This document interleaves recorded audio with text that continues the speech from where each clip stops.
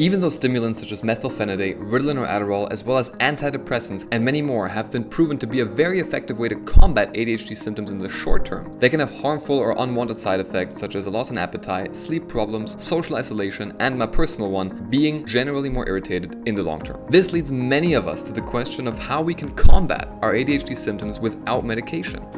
So you're telling me there's a chance? Yeah! If this is you, I can already tell you that there are actually a number of ways this is possible. In fact, I have actually managed to get off medication almost completely. Keep watching to find out 5 ways anyone with ADHD can utilize to naturally medicate ADHD. Welcome to another Life Guide by Artem Hog's Dumb, presenting ADHD by ADHD.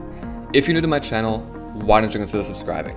I self-diagnosed my ADHD at the age of 17 and went to a doctor to officially confirm it right after. In short, I ended up taking medication throughout my college years, which really helped me. But I've now been able to systematically get off it because I just don't like the psychological effect it had on me in the long term. I'm the king of the world!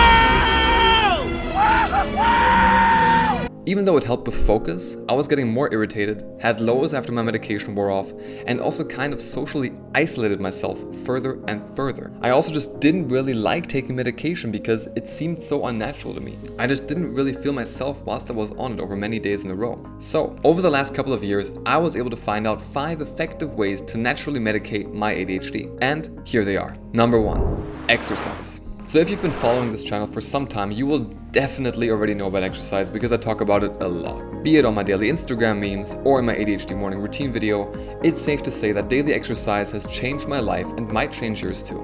This is because exercise takes care of our deficiency in so-called happy brain chemicals such as dopamine and serotonin because it literally drives these up incredibly, increasing focus, attention, mood, impulsivity, and executive functioning. Almost all the things we need improved. Now, the best sort of exercise for this is aerobic, like running. If you're not that sporty, don't worry. Studies show that walking for 30 minutes 4 times a week will also do the trick. You mean you eat other people's lunches? Stop it! I personally work out 20 to 40 minutes in the morning. Is it hard? Sure. But I am more motivated and happy throughout my day, and I'm gonna let you in on a little secret. Every time you do it, it will get a little bit more natural and a little easier for you to do, slowly becoming a routine. Having done this for the last 6 months consistently, I cannot imagine my life without daily exercise at this point. Peter Shankman, a fellow ADHDer who has managed to become very successful by using ADHD to his advantage, has also talked about exercise in his book Faster Than Normal, saying that because of his natural deficiency, he actually experiences highs that are potentially unattainable for the normal person. I will leave a link to his audiobook down below. It's definitely worth a listen. Number 2, eating the right food. So this actually ties in with the point of exercise quite nicely because protein has been found to actually help with ADHD. A study by Richard Wertman from MIT found that protein-rich foods can trigger our neurotransmitters responsible for inducing alertness. Protein can actually also prevent surges in blood sugar that may increase hyperactivity. We as adults typically would need about 45 to 70 grams of protein a day.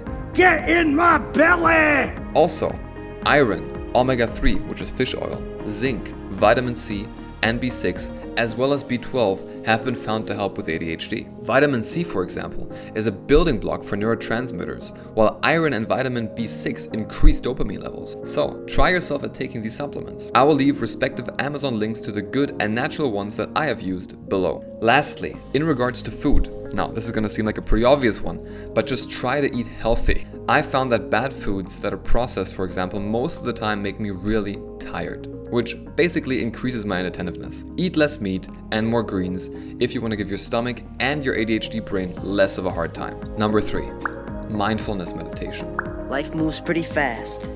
You don't stop and look around once in a while, you could miss it. Preliminary studies show that meditation, specifically mindfulness meditation, can help manage your stress, develop positive emotions, and strengthen self-regulation skills. Now, just like with anything listed in this video, this only works if done consistently. Your brain needs time to rewire, so to speak, and can't do so within a few days. Fortunately, the ADHD mindfulness meditation I created really seems to have helped some of you guys out, which I'm obviously really happy about. You know, that's been my overall goal with this channel, getting you guys to get your ADHD under control and to actually use it to your advantage. So if you haven't already, check out the meditation in the top right and be sure to let me know if it helps you as well. Number 4, sleep.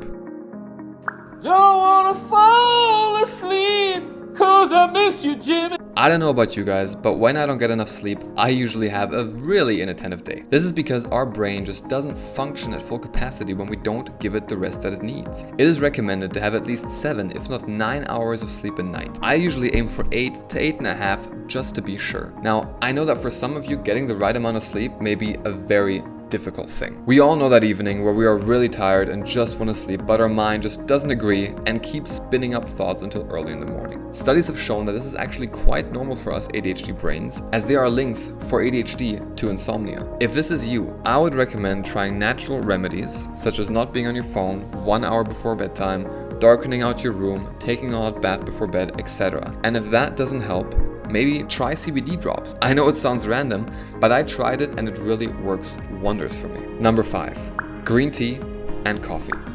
My problem's not medical. It's psychological.